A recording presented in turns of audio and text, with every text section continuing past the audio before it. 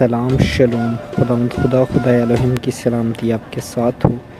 Hebrew Urdu Hindi में सीखने के लिए तैयार हो जाएं, क्योंकि हम ये स्टडी को आपके लिए ला रहे हैं आपके अपने चैनल पे ट्रुथ सच्चाई बिब्लिकल इंफॉर्मेशन। तो बिब्लिकल इंफॉर्मेशन में आपको पता ही है कि हमें खुदा की ज़ुबान के इल्म होना चाहिए।